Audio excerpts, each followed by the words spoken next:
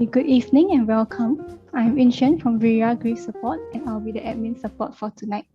So along with me, I have Yong Hao who will be moderating the Q&A session later.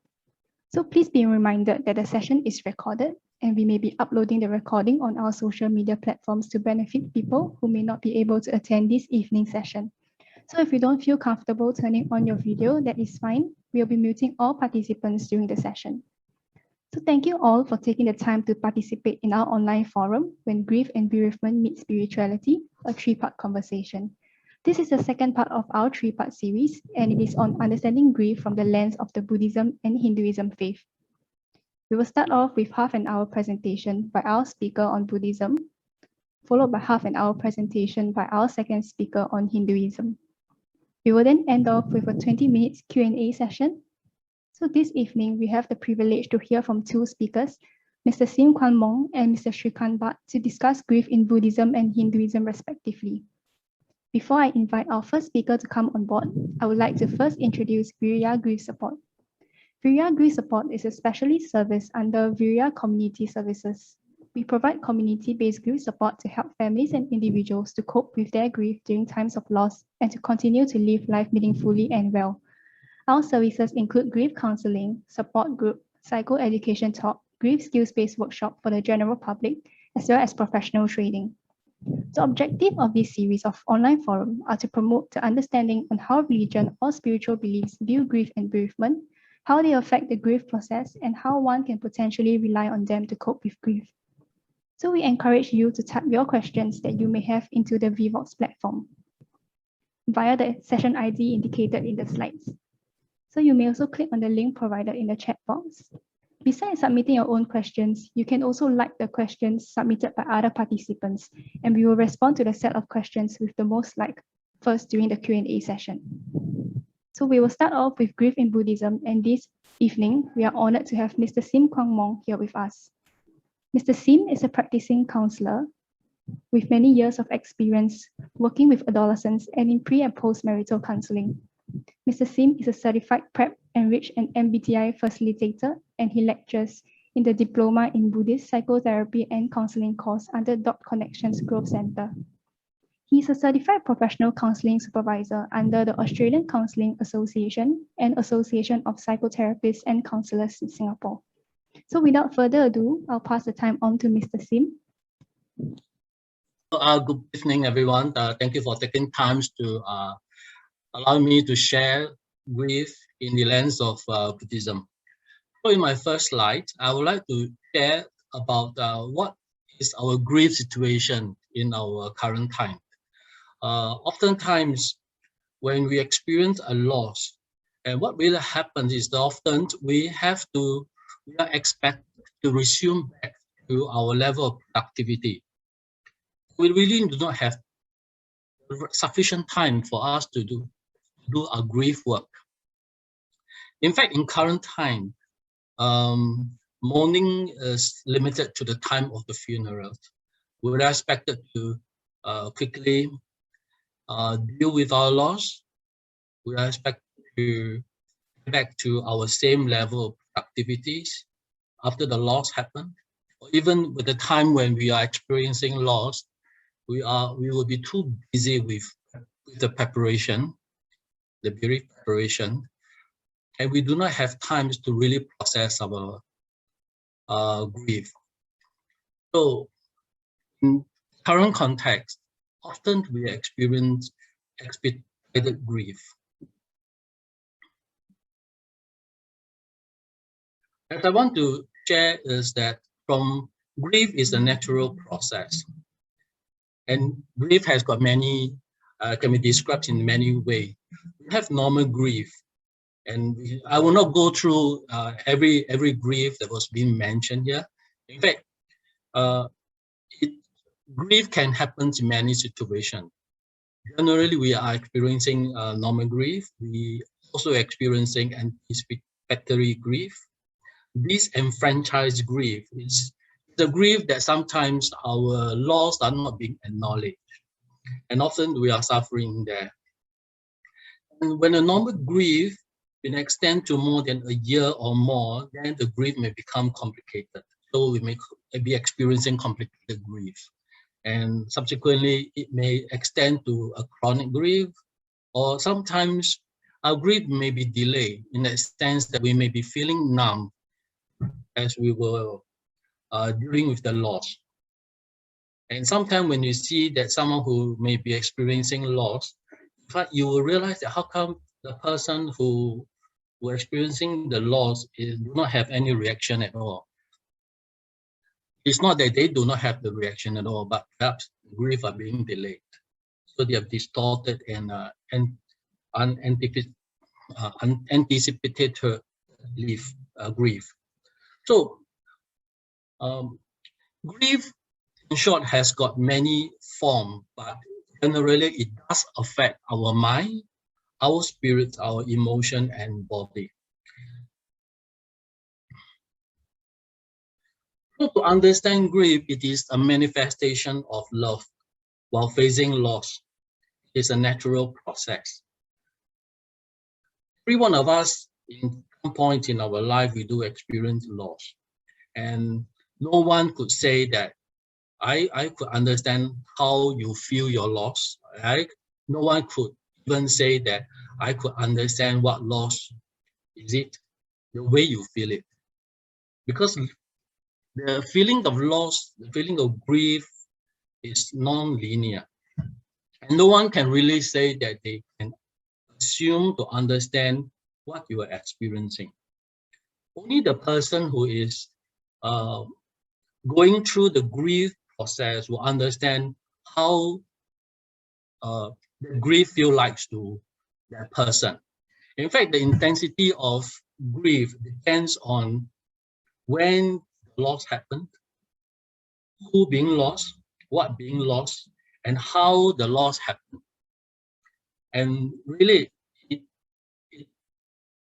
the grief that each person experiencing will not be the same to any person. It is a very personal thing and something that cannot be said that it can be understood.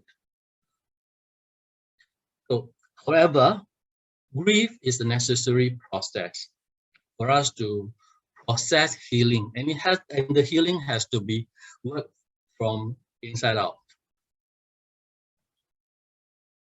So while in the process of processing our grief, we are constantly struggle with, grasping, with attachment, whether we should let it down or let it go, or to some point we may be conceding what we are feeling, thinking that, yeah, I just accept what is it.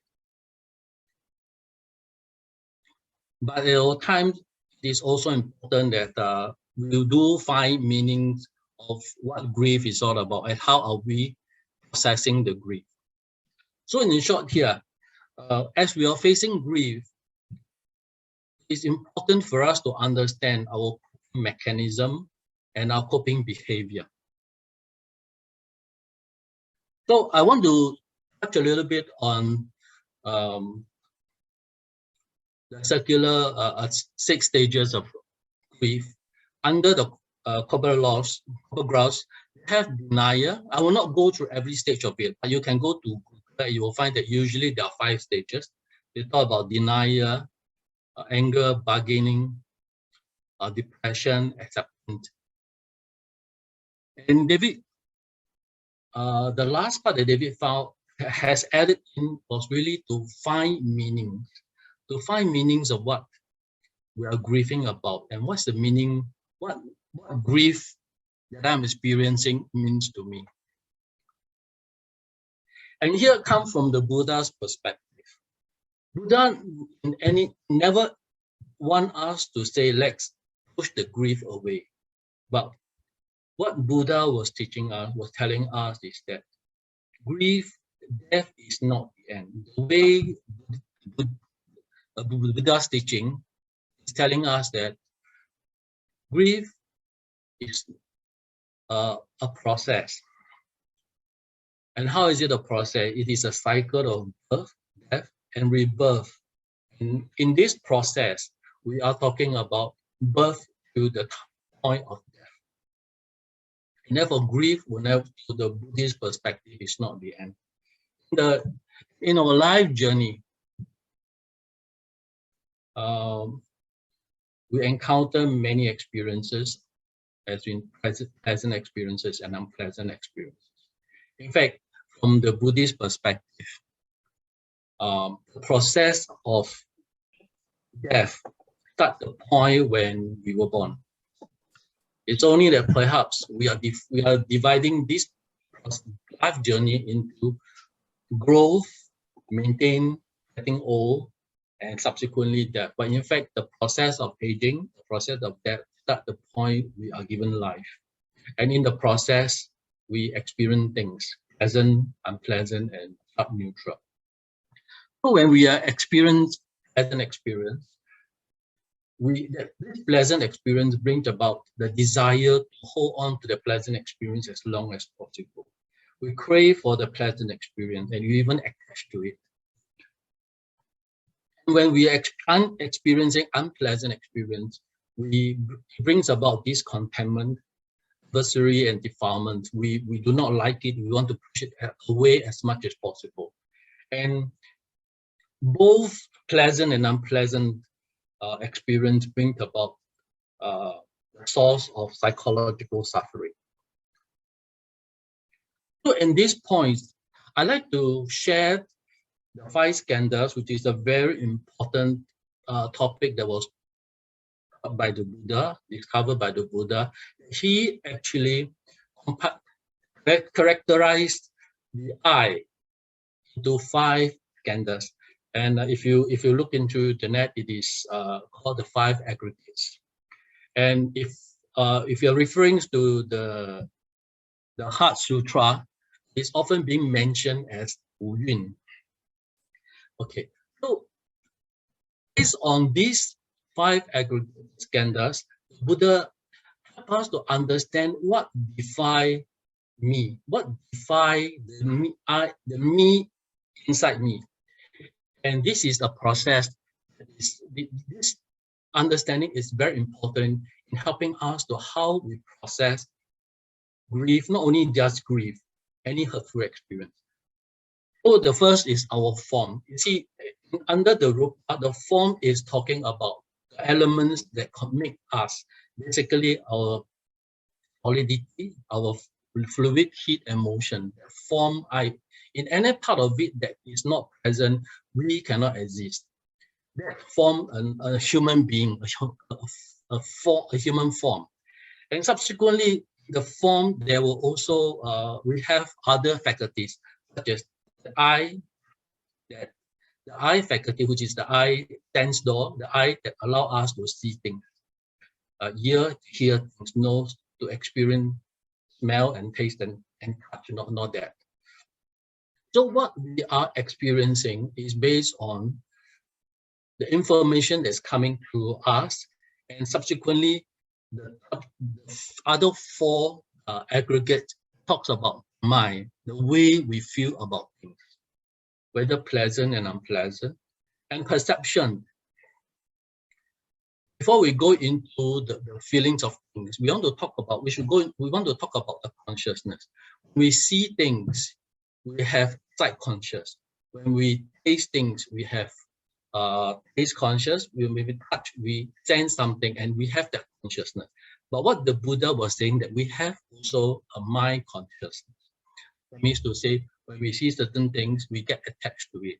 How we get attached to it, how we define it, how we make sense of it, and how the thing that we see is important to us, help us to make sense of things around us. And therefore, in this way, we create mental formation.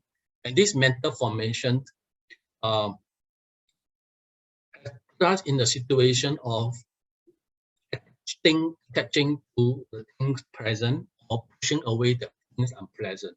So the Buddha also, in one of the psychological suffering, the Buddha said that we are attached to our 5 aggregates. So Buddha didn't discover the 4 noble truths, but he realized that there's the 4 noble truths, and he realized that there is a way to lessen this suffering that we are feeling. And he generally identified the 8 situation.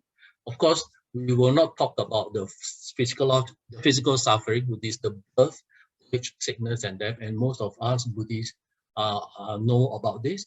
But what we are going through in our day-to-day life, we are in fact being involved ourselves a lot with psychological suffering, which is union to the unpleasant. When we meet something, we experience something that is unpleasant. Say, for example, the loss of a loved one, the loss of something dear to us, or the loss of something that is important to us. We suffer, and that's psychological suffering. Or perhaps to separate from something pleasant, when we are experiencing good life, and suddenly this present moment is going away, and yet we do not have the ability to really hold on to it, suffer. And this is one of the source of psychological suffering. And not getting what we desire is also psychological suffering. And what the Buddha said, the fourth psychological suffering is clinging to our five aggregates. But the thing is that the Buddha says, do affirm that suffering being bigger. The Buddha said, not pushing it away, but what the Buddha wants us to see the experience of loss that we are feeling is to understand it, not pushing it away, but to understand, to see clearly, and to understand what is it that is causing me, that this grieving, this loss is so important to me that perhaps I will not be able to let it go and move towards a positive direction, that is healing. So the Buddha affirmed that suffering can be overcome, and the state of fact is possible by eliminating craving. And what is craving? Craving is really our attachment to something that is dear to us, and in that sense, when the loss happens, we continue to crave for it, and then to a point that perhaps we are getting ourselves in a situation of impasse. What the Buddha is saying from this perspective is that this form of suffering can be stopped by understanding what loss means to me. Even the loss means to me, what meaning does it have on me? What meaning does it create? So if we are able to understand the cause of suffering, stopping by looking at, I would say, end here craving is not really ending, but to understand where this craving is all about, it helps us to understand, to end the level of unhappiness. Then it helps our mind to be able to move inward, to release ourselves from sorrow, to release ourselves from all form of worry, and also to release ourselves from sadness, which is a form of psychological suffering and distress. Grief is a natural process, as I just mentioned. But without going through these steps of understanding, seeing clearly, and try to make sense and make meanings of what this grief, what this loss to me, we will not be able to heal ourselves from inside out. And the more we heal ourselves, also helping ourselves in the process of finding liberation. So corresponding to the ending of suffering, we are able to come to terms with what we are going through, and at the same time find peace. And here complete joy. In the Buddha Sutta, he spoke three sutras. Anita Lakkhana Sutta, they speak about non-self, which is really talking about being, we as a human being are able to work and understand what define me and what define I, and what the relation between me in relative to the world around me and to the loved ones. And in the second, the subsequent sutta, the Dhamma Pavatam Sutta, the Buddha talked about suffering. It shows us that yes, there is suffering. There is things unpleasant that we may have to go through, but we are not rejecting it. But we learn to look at it in totality and learn to accept it and in it as part of us. We are able to move on to make connection with understanding of what the suffering means to us and what the loss means to us. So in the sutra, Buddha talked about the manga, Vibhanga Sutta, which is, it says that in order for us to make sense, to be able to live skillfully in handling our psychological suffering, he taught the Eightfold Path. And when these three sutras coming together, what the Buddha is really teaching us to how to handle our psychological suffering, which is grief is part of this suffering. And this whole concept, the Buddha is teaching us to walk the middle path.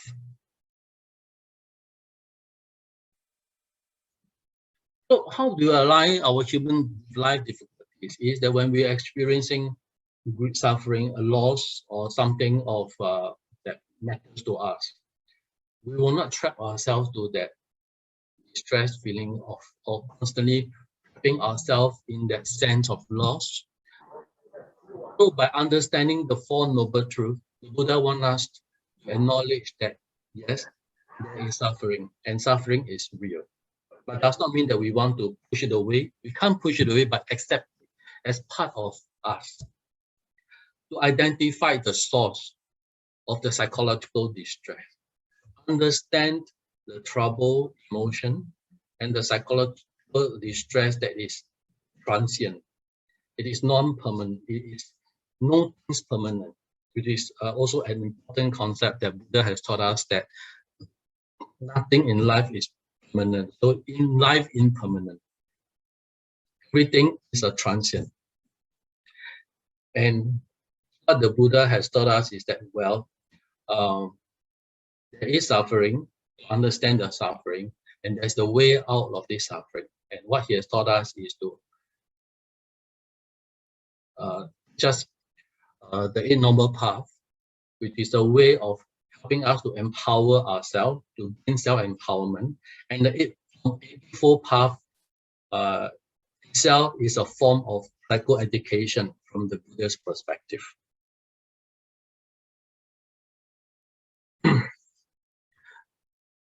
So the first step is that when we are experiencing grief, as I can say, as mentioned earlier, that we cannot define, we cannot say we understand how another person is grieving, and we can say that we fully understand.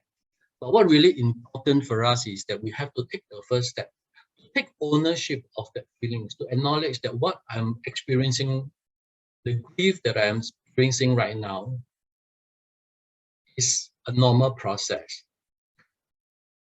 I'm not going to, the more you're going to push it away, the more you're going to suffer. But to accept it as it is and to see it as what this grief means to me.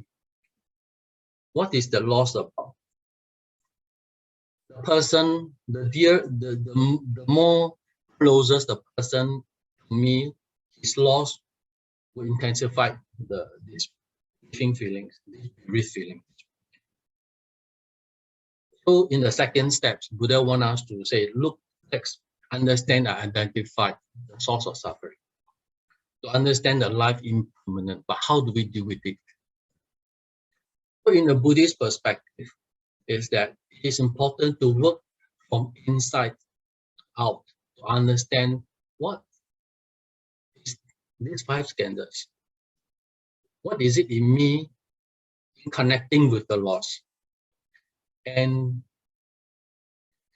instead of looking at the loss as a helpless situation, perhaps we will want to understand it and say it as a helpless situation.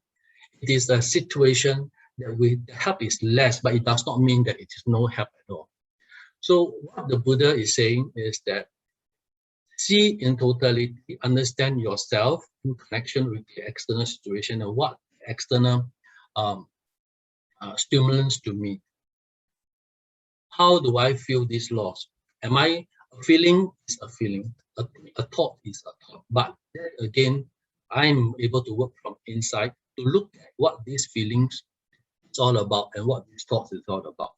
So in reality is that we want to, I mean, if we are able to understand this, understanding that what Buddha has taught us, we are in fact able to turn a hopeless situation around hopeful.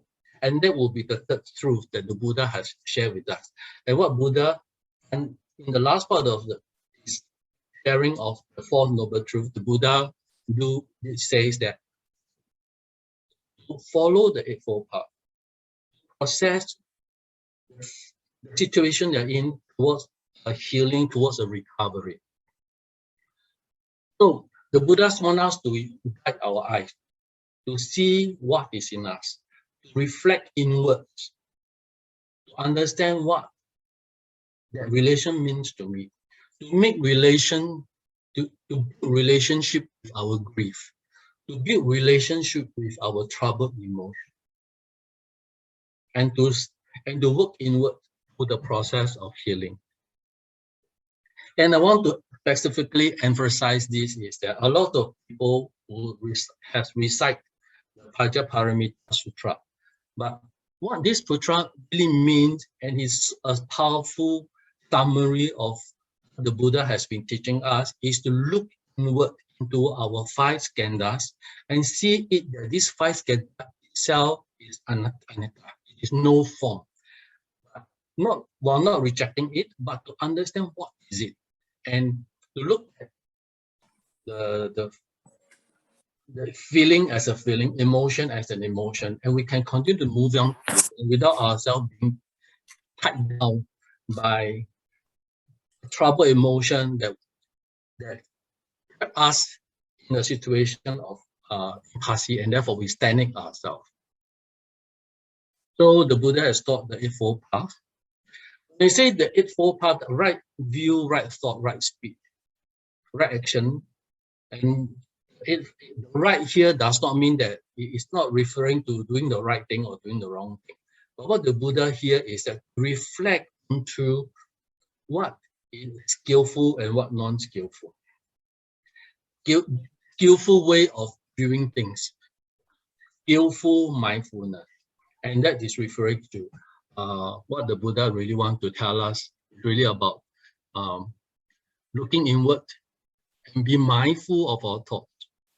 And here in my sharing with Buddhist counseling to help clients to deal with grief is really to be mindful and make hold of the handle that we have. Feel the arising of emotion, to feel the thoughts that we have within us, and our inner conversation, what that means to us, what loss means to us, what the emotion means to us. And skillfully, through the emotion, they understand that nothing is permanent and they are ever changing. But whatever that we are feeling, whatever that situation that is affecting us does not define us. It empowers us to self-reflect. So by going through a skillful view and skillful understanding, it helps empower ourselves to investigate the truth of what is going through our mind, the feeling that we are feeling. And concentration is really focus on what, even though the trouble emotions there, the difficult emotion is there, we accept it as it is, as the feelings, and we all, by not rejecting it, by accepting that trouble emotion, at this time work towards positive action and work towards a recovery. And we take effort, conscientious efforts to make this recovery. And we take action that the committed action to work towards our self-healing. Of course, there is need also to skillfully adjust our livelihood, and therefore in a way adjust our thought.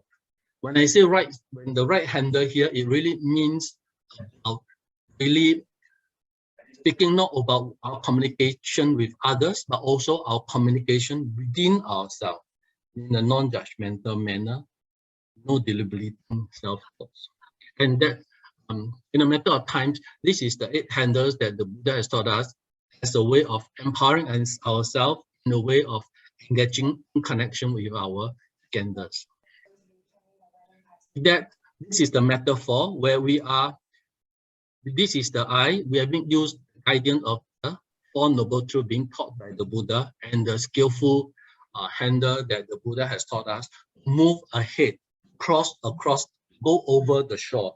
And in this sense, when we are looking at the Heart Sutra, it's talk about gate, gate, paragate, parasangate. We want to move across the shore to recovery. So in this, I will say, ends my sharing on grief through the lens of Buddhism. So thank you so much. Sadhu, sadhu, sadhu. Back to you, Viman. Thank you, Mr. Sim, for sharing with us your insights and knowledge on grieving in Buddhism. So next, we'll be looking at grief in Hinduism, and we are honored to have Mr. Shrikant Bhat here with us today. So Mr. Shrikant is a senior professional in the finance industry. He has over 25 years of experience in consumer banking and insurance industry. He's from a Hindu Brahmin family, and his immediate family have been practicing priests for several generations.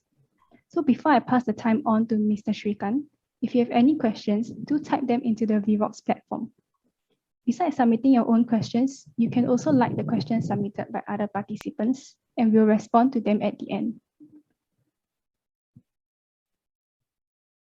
So without further ado, I'll pass the time on to Mr. Shrikant. Thank you. Good evening, members of the community. When I was invited to join this event, I was dealing with the loss of 2 close members of my family within 4 weeks of each other. And this is within the last few weeks. So when this opportunity did come up, I said, let me share my perspective, because grief is something that reduces as we share. Religions have been around for several millennia, helping human beings cope with their lives. And as Mr. Mong just shared, he shared his perspective on Buddhism. Hinduism, as it's known since the last 200-300 years, has been around for the last over 3 millennia. Historically, it has been known as the Sanatan Dharma. This was the Sanskrit name for it. The name itself is suggestive. Sanatan means eternal, something that endures, never ending. Dharma, as the term is also used in other religions, translated loosely means duty, a sense of responsibility, a code of ethics.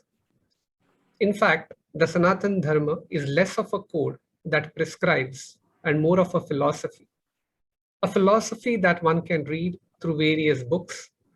Some of these books are the Gita or the Puranas, which is essentially the history, Upanishads or the fables that are a part of everyday growing up. These literature was written in Sanskrit, but since then has been interpreted and translated into many languages, and one can freely interpret and apply this to one's life. There is no single interpretation which stands above everybody else. So what I'm sharing with you is my own interpretation and application as I have learned and applied it through my own life. So the next few slides, I'll be taking you through some key concepts which relate specifically to bereavement and grief, so that we can make the connection with the relevant topic today. So one key concept of the Sanatan Dharma deals with the human being, our body, our mind, our soul. In the Sanatan Dharma, the human being is seen as multi-layered. So what we see and what is obvious is the outer skin, which is the body, with all the organs, and these are controlled by the next layer, which is the mind. The human mind, as we know, is also complex with many layers, the conscious and the subconscious. And at the very center of the being is what is known as the soul and is termed as the Atma. So the human being starts from the smallest fraction of a matter, the embryo, from which it develops into a full-fledged human being and a person. And eventually it returns back to the matter. So in the sense, the human body itself is temporary. It will not exist forever. But the soul or the Atma is eternal and it never dies. So this, in a sense, is a very core concept in the Sanatana Dharma of the human body being distinct from the soul. The soul governs the human mind. The mind drives the body into action. And what drives the mind are our thoughts, values, and beliefs. Good thoughts lead to taking good actions. Hence, simply understood, the purpose of a human being is to do actions that follow our dharma or our duty. And those actions elevate our soul. The second concept, if I go to the next, is about the life cycle. Why do we call it a life cycle and not a line or any other shape? Because by its very property, it is supposed to be cyclical and repeatable. So it is something that is eternal and that continues. The minute a living being is born, it's certain that the being will eventually die. Death is in fact a fact of life. Then what is the purpose of this being? The purpose of this being is to do actions that are positive for himself, for herself, for your family, and for the society at large. And once this cycle in this particular life is completed, a new cycle starts. The soul exits the body that is no more and comes again through a new being. And that's the life cycle, which is at the center of how a life is understood in the Sanatana Dharma. So with these two concepts, let me go to the next key understanding of how does Hinduism understand bereavement. And here I freely quote from some of the interpretations of the Gita. So the first one is quite obvious. The learned person must learn how to ascertain the difference between a dead body and a living body, and the difference between the soul and the matter. So when the person passes away, it is always understood as the human body that ceases to be alive. But the person's soul continues to live on. It lives on through the actions that it has executed through the human body, amongst all the other things which include the memories and the legacy, the thoughts. I mean, for instance, many of you may be aware that Charlie Chaplin and Hitler were both born in the same year, 130 years ago, and they both died a long time ago. But they also live on through their actions and for very different reasons. So death is hence not only a recognition that the human body is no more, but it's also an acceptance that the soul that resided in this body has been released to live in its next life, in the eternal life cycle. So as we look forward, let's understand a little bit about the process of when a person dies. The same philosophy is applied that whenever there's a demise of a person, they are founded on the same philosophy. The human body that dies is in effect a gradual shutting down of the functions of the organs of the body, and it's the mechanics of the body which are eventually coming to a close. The human body, which started with the 5 elements, which, as you may be aware, is the water, space, wind, earth, all these elements, and fire. These are the 5 elements that come together to create the human being. And eventually, the idea is that the human body will return to these elements. With that in mind, when the person passes away and the human being is pronounced as dead, the organs are closing down, the body is cooling down, and eventually the final act of the the process of dying is when the soul is departing the body and seeking a new life. Through this process, the human body is treated with respect and returned to the very elements that created it. In essence, if we were to look at it, it is the reverse of the birth. When a human body is being created, it's starting from absolutely nothing, some infinitesimal matter that comes together, and then the life starts taking shape. And finally, after 9 months, the human being is born. And at that point, we say a person has come into existence. And the same process goes into the reverse, that at the point the person's heart starts beating, we pronounce the person dead. But the same process of the human body then returning back to the matter is a gradual process, and eventually the soul returns, which had entered the body, has passed away from the body. And this is the key concept that applies in Hinduism, which allows a lot of people to understand and accept the process. So if we were to now understand with this understanding and the background, I take you through some of the rituals and their significance. Now, the rituals that follow a funeral are typically over 13 days. The rituals, while they are, they have a significance, but they are also quite symbolic.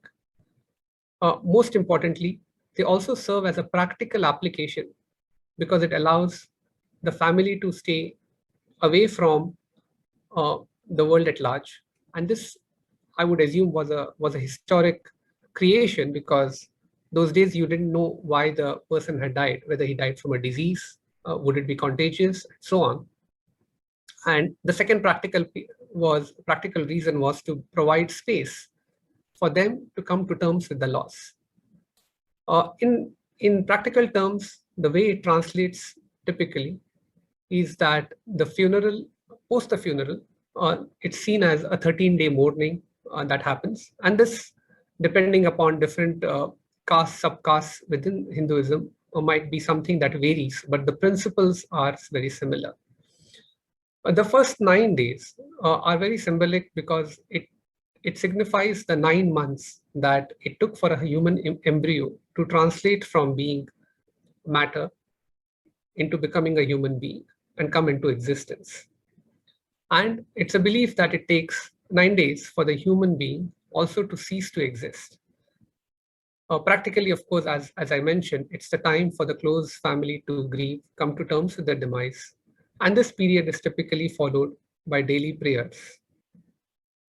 On the 10th day, it's the last day when any funeral rite or funeral ritual is performed at the crematorium, because that is seen as the point when the soul has finally left the body. The soul, of course, is twined with the body, having lived in that particular skin for many, many years. And eventually, the soul is leaving the body. And that process is a process which would take beyond the instant, and it is something that takes 10 days. And eventually, the soul that departs that particular body and goes back into the cycle of life. The 11th day is maintained to mark the beginning of the period for the transition of the soul. It's acknowledged that the soul will now seek a new life. And this is also, in a practical sense, the right time to visit the family, because this marks the first 10 days of grieving that the family is entitled to. The 12th day, there is a ceremony that typically is done, and it's done at a place of convenience. It could be done at home, it could be done at the temple or in a hall, whatever is most suitable as the family deems fit. And this is to respect the departed soul who has now gone and joined the ancestors. So from this point onwards, the person or the beloved person who was there with the family is now part of the family's ancestors and is now treated and acknowledged as such. And the 13th day is marked as a prayer day for the person. It's some sort of a period in which the person is acknowledged, the soul is acknowledged, the good actions of the person are all remembered, and it's a last formal prayer and gathering of well-wishers and family. It's typically followed by a lunch, and the lunch, in fact, happens to be some of the items which were very favored by the person who was deceased. And this is again an acknowledgement of the person and a logical end to the human existence of the soul. And this, in a sense, completes the funeral rites almost immediately after the passing away of the individual. Looking ahead, after that period, there are various interpretations of what happens after that. Typically, there is a monthly ceremony for each of the next 12 months, but practical considerations, urban living have all made this ceremony typically the first anniversary that is typically celebrated by the family. Each anniversary is very symbolical. It is called the Shrad in Sanskrit and in common language, where the next of kith and kin performs the ceremony along with with a close family. The ceremony is not generally very elaborate. It's a private ceremony, and families do not typically have auspicious events celebrated during the first year. And this is more seen as a period of grieving, and hence people may not be in the right frame of mind to do it. So it's more a practical consideration.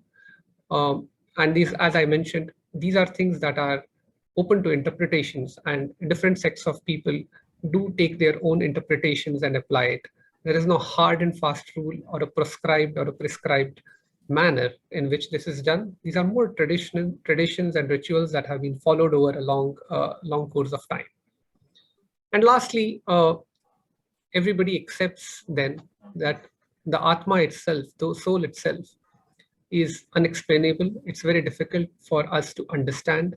It takes, and that's the effort of going through life, of trying to make our lives more enriched, more knowledgeable, seeking knowledge that helps us deal with it. And as such, knowing that our soul is something that is enduring and eternal, one should not be grieving for the physical body, which is no more. And that eventually helps to come to terms with the acceptance of the bereavement itself. So I will stop right here.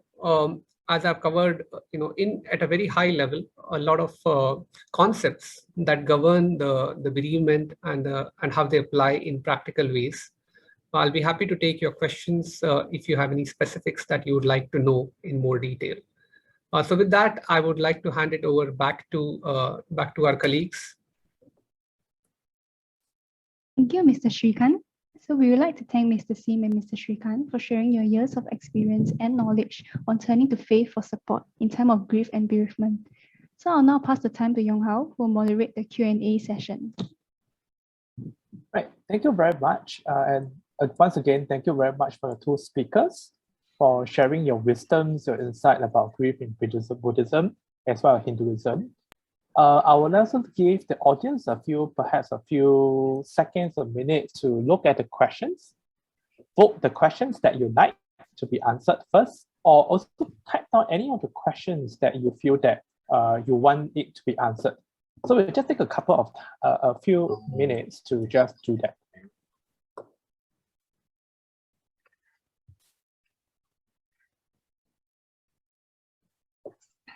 And also at this time, can I invite Mr. Sim to switch on the video? Yeah. Okay. Yeah. Okay. Okay. Can you all see the questions? Share screen. Yeah. So perhaps we'll start off with the first question. So I mean, now it's 8:50. We can take the time to about 9:20 to answer as many questions as we can. The first question is how suicide is viewed in Buddhism perspective in relation to ending one's suffering. And if I may, I also want to extend to Hinduism as well. So perhaps we'll start with Mr. Sim first. What is your response to this? Okay. Okay, from the Buddhist perspective, we talk about, we have a lot of discussion about karma. Yeah. So suicide is equivalent to ending one's life. It's equivalent. I mean, based on a secular perspective, it's ending someone's life, and in this case, suicide is ending own life. So, question we want to look at is that definitely suicide is not a pleasant experience, but what that form now will create an outcome in the future.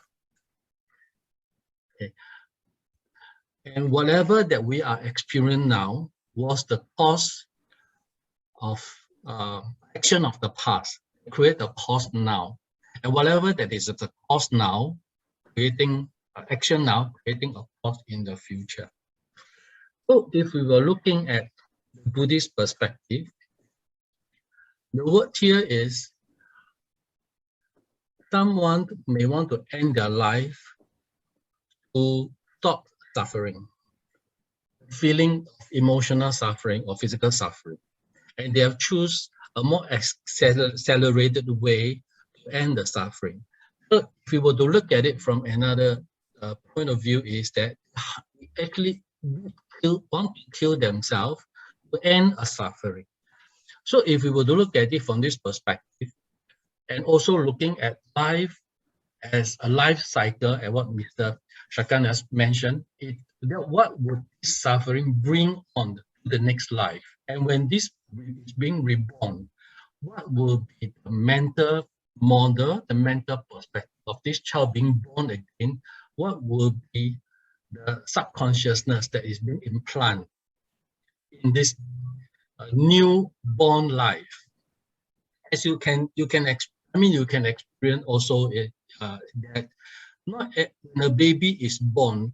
If let's say life start from the point when a child is born, then all child should have similar behavior, similar characteristics, similar anger, temperament. The fact is that when a baby is born, not all babies are the same. They take on consciousness of past life and bring forth to this life. And in this sense, from the Buddhist perspective, suicide based on the very discontentment and suffering experience in this life, suffering may continue, provided that they are able to find a closure to it by cultivating peace, by cultivating virtue, and to shorten, in a way, transfer of merit to why in that life one have to commit to suicide to end suffering. So if you look at that perspective, it's a cycle from the Buddhist perspective. I hope that answered the question. Yes, certainly. So what I'm gathered is really it's a cycle and it really ending one's suffering in that sense. Mr. Shrikant, how about Hinduism perspective? Yeah, so I think the first concept which I spoke about on Hinduism is about the concept of the human body being temporary and the soul being eternal. And second one which I spoke about is about how the mind directs the body to take actions and how those actions have to be in line with your sense of duty, which is the dharma, and whatever code of ethics, etc. And when we talk about dharma, it is duty to oneself, duty to your family, duty to your society. And there's also a concept of, and it's called the karma, by the way, the duty. And so the dharma, which is the code, goes hand in hand with the karma, which are the actions. So you do actions which are in line with your sense of duty. And hence, once you accept that as the right way, you do what you think is right. And typically, once one starts thinking in those terms, you start doing actions which are positive, and those are called the good actions. And actions themselves are understood as every good action helps you elevate your soul. And hence, the idea of elevating your soul leads to a virtuous cycle of doing right actions.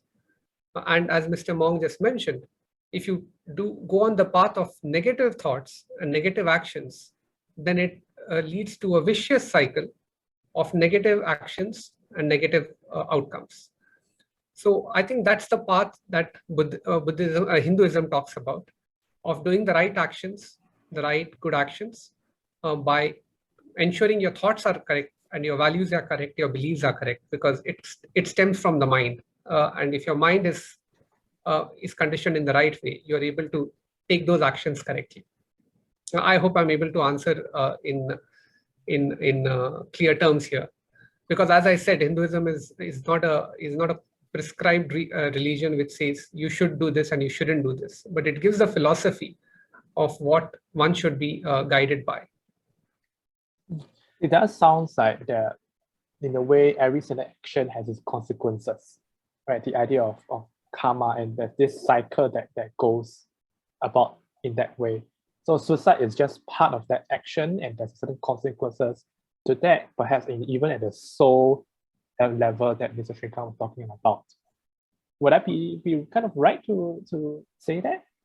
Yeah, I think it's for each individual to realize that the path to salvation is to be doing the right actions, which allows you to elevate your soul and help you to escape the suffering, but not by doing negative thoughts and negative actions, because they don't really help you escape the suffering. And then the guidance about what actions are right and what are wrong is again by a sense of the dharma or the duty. Yeah, Mr. Sim, go ahead. Okay, the second question, I can see how a non-Buddhist helping professional help Buddhists in bereavement. But first thing is that I want to clarify that Buddha didn't start Buddhism as a religion. It started Buddhism as a modern way of philosophy at the ancient time. So, in fact, if you look at Buddha's teaching, it is very in line with current psychology.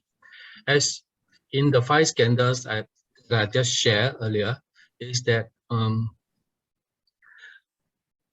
someone who is bereaving a Buddhist person, the non-Buddhist professional could help the bereaved person to be in touch with the feeling, be in touch with the loss. A lot of time we suffer is that we try to deny that feeling, the emotional connection. I want to avoid, I will call it experiential avoidance. Sometimes we may get trapped in a situation where lost the person, the deceased person means so much to us, and we constantly hoping that this thing shouldn't happen, and we do not want that. And we also question, now sometimes we also question why this person being such a nice person and things for them, and we have in certain person the emotional connection is so strong that we wish that this person can be with it for as long as possible, and it shouldn't be going through that. So there is a lot of struggle in the sense of being passed on, grasp on, and also the attachment, and the struggle to know whether to just let it be like this or just letting go, as I just mentioned earlier. And some may come to term by just concede to, yeah, I accepted the person has passed on. I wish I want to move on with life, and once in a while we will come back, and this is normal. But what is most important really is for us to understand from what the Buddha is teaching, life impermanent, like what Mr. Shaka was mentioned, that the body will move on to the next life, form a new relationship with something else, the universe. So the thing is, as we view loss, what meaning and our connection to the loss, what meanings do we find? That means finding meaning. And what does this means to me? we are not going to we're not going to reject that the emotional connection with the person, but we want to be able to come to terms and relationship with this loss. At the same time, we want to empower ourselves in moving forward so that this difficult emotion will not trap us in a situation of not being able to progress. So what the Buddha wants us to understand is to see things in totality and subsequently able to empower ourselves to process ourselves to be able to seek our liberation. That is the ultimate of liberation of the Buddha's thoughts. So the thing is that how we can help a bereaved person is to help the bereaved person to connect with thoughts, to feel the arising of the feeling that's going through and to see in totality, to be mindful, to focus on what feelings all about, connection with the feeling, and to come to terms with that emotion, and at the same time move on with it as an experience that we have in this lifetime. It is forming connection with a bereaved person. It's very much secular, but this is what the Buddha wants us to see, is that not rejecting it, but understand it, see totality, and move on as it is. I hope that, yeah. Yeah, thanks, Mr. Sim, for the answer, the response, and I think you summarize it very well at the end. Really, let experience it, right, and then form new connections with other things. Often things personally I've heard in Buddhism, people around me who are Buddhists say that, oh, we shouldn't be too attached, right, to all of this. And some of them go to the point where I say, do not be attached to emotion. You shouldn't be feeling this, let it go as soon as quickly as possible. But here, what you're suggesting is that allow the bereaved to experience the emotions, because it is part and parcel of life. Yeah, thanks, Mr. Singh, for that response. Mr. Shrikant, how about from a Hindu's perspective? Yeah. Sorry, can you repeat, Yonghao? So let's say the question is changed to, could you share some advice on how a non-Hindu, right, helping professional can sensitively use Hinduism teaching to support a bereaved who is a Hindu? I think the same concepts would apply. Firstly, I think it's accepting the fact that accepting the reality that a human body is temporary, and it's really the person is more than just a human body. Even if we do not fully understand the concept of a soul and the Atma, but we do understand the concept that the person is not just what he looks at as a physical person, because the person changes his shape and form over the course of 70 years that the person has been alive, for example. But it's the person, the actions, the thoughts, all of that, which stay with us as memories. So at a very simple and without getting into philosophy, one can understand that the person is beyond just the human body. And once one comes to terms with the fact that, yes, this person has a lot many more things to it, then one starts to appreciate a lot of the elements of the person without focusing on the body. And eventually coming to the acceptance that, yeah, it was quite natural for the person to one day die. Whether that time was timely or not timely is a point in debate. But we accept that, and then we move on to making, once we get to that acceptance stage, then it becomes far easier to deal with the situation. So I was hearing also a bit of a detachment, right, from the body, right? Not so much of the body, let it be. It is part and parcel of life, as you all both mentioned, the idea of life cycle. Absolutely. Okay. So hopefully this answered the question quite thoroughly. I think this next question, I think, is really for Mr. Sim. So are you saying that Buddha's position is to detach from our psychological suffering? How do we detach from the grief and loss we have? The use of term craving, I think it was used in the presentation, sounds a bit too crude for people who are grieving actually. Understanding sounds like a cognitive process, but grieving is an emotional process. Yeah. Okay. Buddha didn't want us to.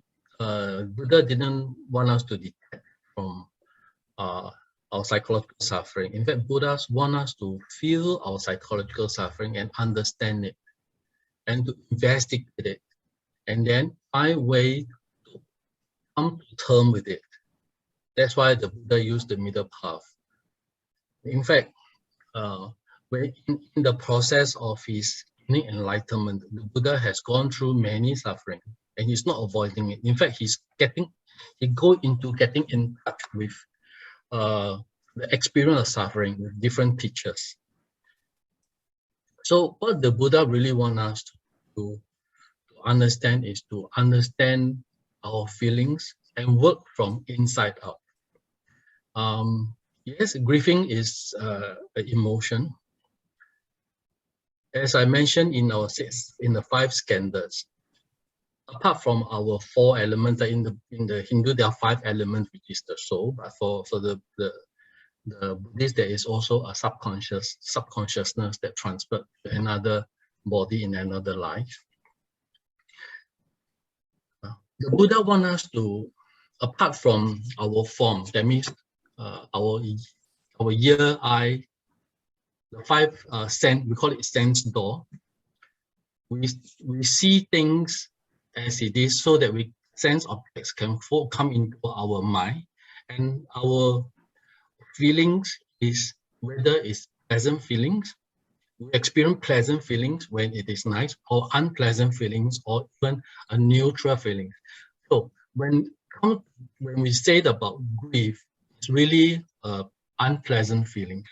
But in the 5 skandhas that the Buddha actually share, it's not about the feeling that we understand in English terms. But it's just we do not have whether a happy feeling or sad feeling, but we only feeling as pleasant, unpleasant, or neutral. Then subsequently, with our experience, with our attachment, with our connection with the external experience that we have, then we, based on that reference, to then identify these unpleasant feelings as grief or sadness, or a pleasant happiness as just happy or feeling. And because of that, we have a reference. And what is really important is our mental formation. This mental formation, we start to experience the intensity of grief as in a normal situation. Most people may choose to avoid unpleasant experience because of the mental formation that we have in ourselves. Say, for example, some people may like a certain colors, say red color, but somebody may not like white color because for certain reason, cultural reason, white color may not seems to be a pleasant color.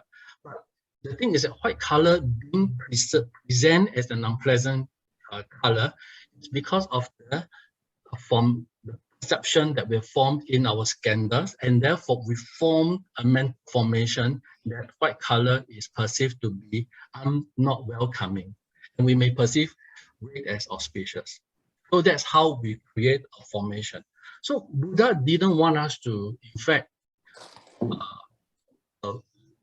avoid this or ignore this. But what Buddha wants us to do is really to feel it, what is happening inside me in response to this feeling, in response to this emotion, so that I can get connection with it, feel it, and through the following teaching of the Buddha, which is the 8 Noble Path, where he talked about mindfulness, meditate upon this emotion in our mind eye, to feel, look at it, feel it, sense it, and then create a skillful way to be in touch with it. And then we gain wisdom over it, and then we move on, so that we can move on to the next experience. That's what the Buddha is. And in this sense, it has the psycho-education by the Buddha. So, yes, Buddha do not want us to. Buddha want us to investigate, understand it, gain wisdom, and through that wisdom to seek liberation. This is intent. Yeah. Thanks, Mr. Singh, for that. We'll move to the next question, which is this, right? I'm wondering, how would you assist your clients in accepting suicide, or anyone actually, right? Not necessarily clients, in accepting suicide grief? What if the loss cannot be understood at all? I think we mentioned quite a bit for both speakers about how should one deal with grief, work with grief, live with grief. But in terms of suicide grief itself, acceptance, and what happens if the loss cannot be understood at all? From a Buddhist perspective and a Hindu perspective, how can we address such a challenge? See, from the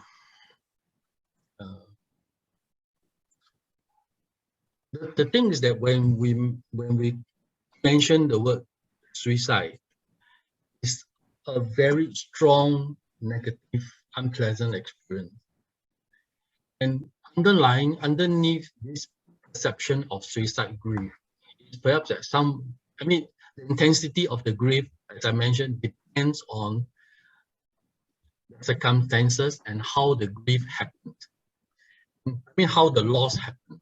And if the loss is due to suicide, then there will be other connection of emotion that come along with it. One is perhaps a sense of guilt, a sense of why should a lot of questioning of why this happened, why this happened to this person, why this happened to my family, why in my life I have to experience this loved one that have decided to choose this path to end his life. So there is a lot of questioning within this grief. As I mentioned earlier, in the second part, that while we are facing grief, we are confronted with the grasping on of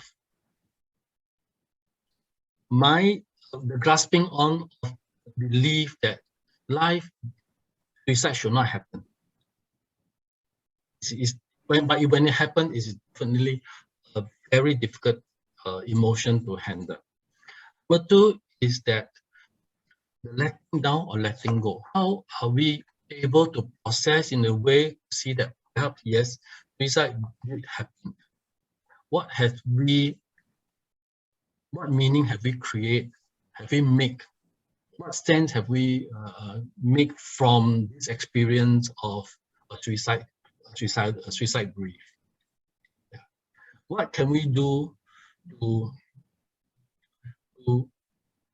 accept it as it is, and perhaps able to move on in a way to move a life better, so that the suicide grief will not trap the bereaved person in an impassive or perhaps in a stagnant condition. Because ultimately, perception of what Buddha wants to tell us is to seek liberation, and perhaps to see grief as it is. We are not trying to normalize suicide, but we understand that suicide is also another process where life has come to an end. Yep. Thank you, Mr. Shrikant, do you have any response to what has been shared and the questions? Yeah, I think obviously suicide is an extreme form when a person is driven to end his or her own life, and it's going to be very difficult for the people who are loved ones who are still there to make sense of what happened. So that's bound to happen. The first step is to firstly again go back and understand that the individual himself or herself is responsible for his or her own actions, right?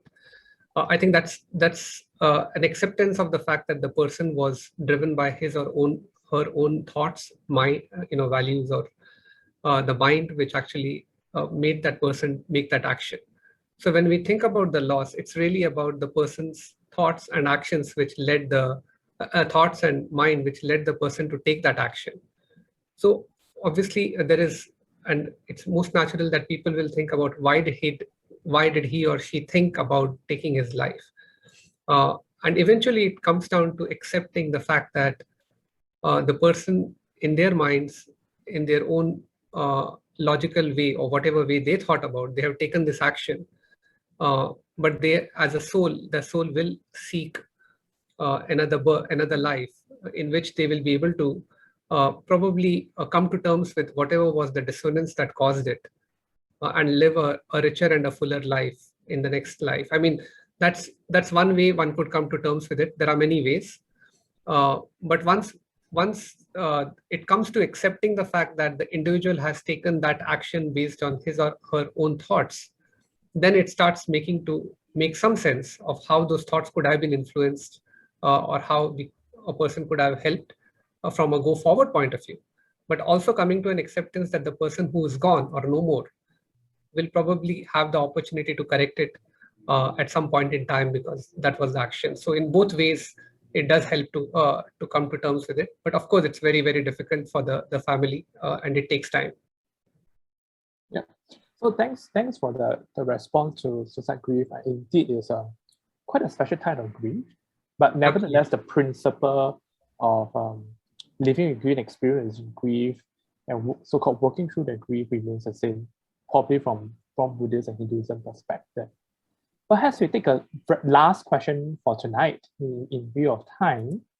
How do we work with someone, or provide care for someone who choose to hold on to grief because they find it is their way of showing love, or so-called pain for their sin or wrongdoing towards the loved who have passed on?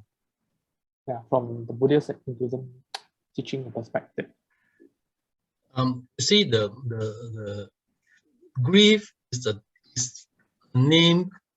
I would say that grief is a definition of a way of feeling loss, feeling for a lost person. In fact, as I mentioned, grief is a manifestation of love in facing loss. So yes, I need to emphasize here that there's really no, we cannot totally remove grief, because as we process our grief, as we get in touch with the process of feeling for that loss, okay, over time, if the grieving process has not come to a positive terms of to turn it into a kind of a memory of a connection with the person that you lost. Say, for example, someone who lost a loved one, and you grieve for a loved one, and you start to question why this happened.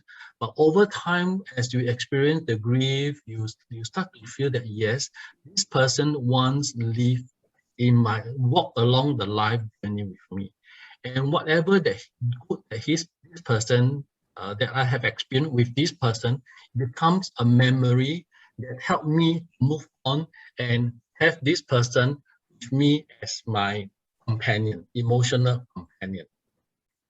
And in that grief process, it's really a commemoration of the loss of the loved one. What is really troubling is that the grief process is trapping the person in an impasse and not able to move on in a positive direction in a healing process, and trap the person in a situation where he gets stagnated.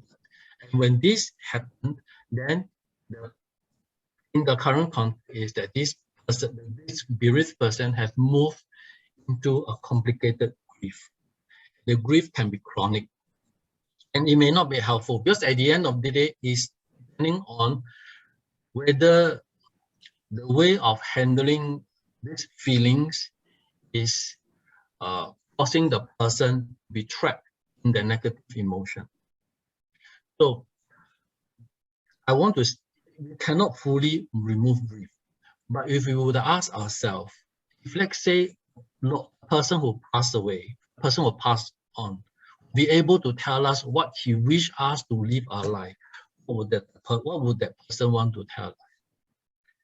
What would the person want us to hold on to that and trap us in the situation?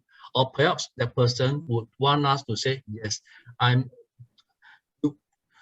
the experience that you had with the deceased person has turned into a memorable experience that become a form of emotional support. This person can move on in a positive direction. It's through inner healing. So that is a skillful way of understanding grief. I mean, through the Eight Noble Path, to understand skillful way of mindfulness, a skillful way of understanding grief, and a skillful way of viewing grief, so that this person can move towards self-healing and ultimately a liberation that could possibly happen. Interesting. I like the idea of helping the bereaved to understand that what would the person who had passed on, who has died, what one for the person is bereaved.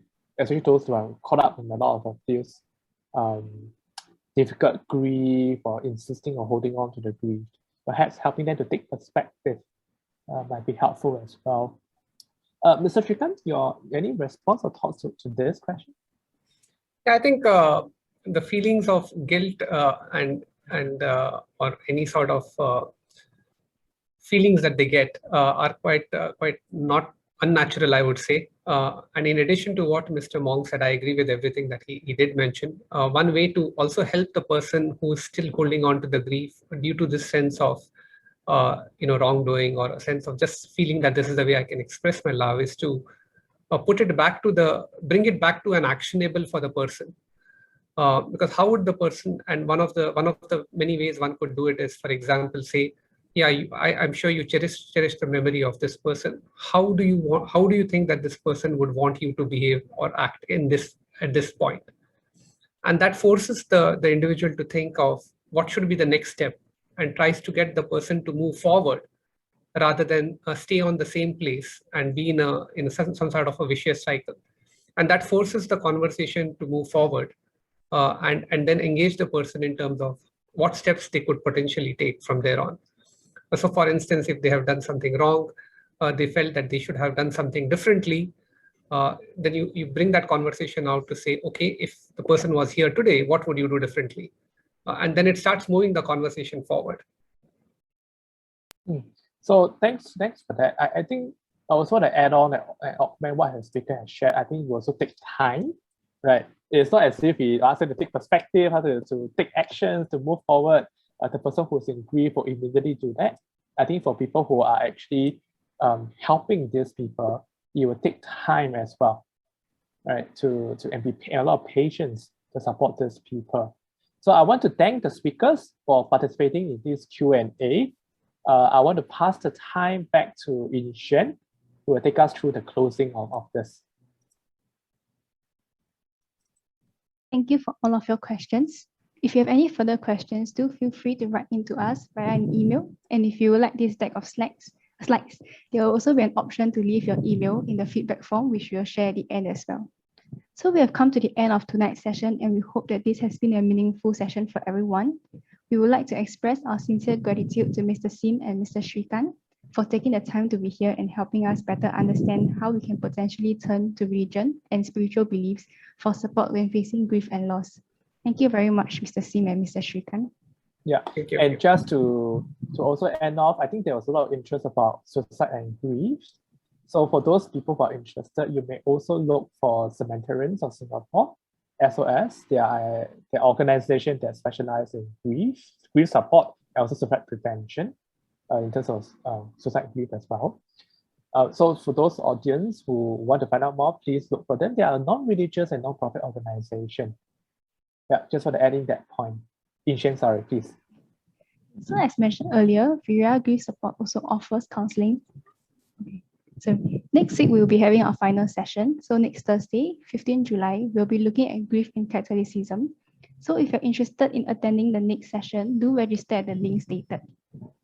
Viriya Grief Support Programme has also planned for other events from July to October. On 12 August, there's an online forum understanding grief in miscarriages. On 19 August, we'll be holding a virtual death cafe where you can talk about anything related to death and dying. Lastly, there'll be a grief support skills-based workshop on 23rd October from 9:30 a.m. to 4 p.m. for those who wish to learn basic knowledge and attending skills and to support individuals going through bereavement. So if you're interested in any of these events, do sign up at the respective links as indicated in the slides. In the event that you or anyone you know who will benefit from counseling support to better live with grief, please feel free to reach out to us. Lastly, before you leave this Zoom meeting room, please help us to fill out the feedback form via the link or QR code. You may also click on the link provided in the chat box. If you have any further questions and inquiries, feel free to contact us at the email stated. With that, we thank all of you for taking the time out to join us tonight and have a great week ahead.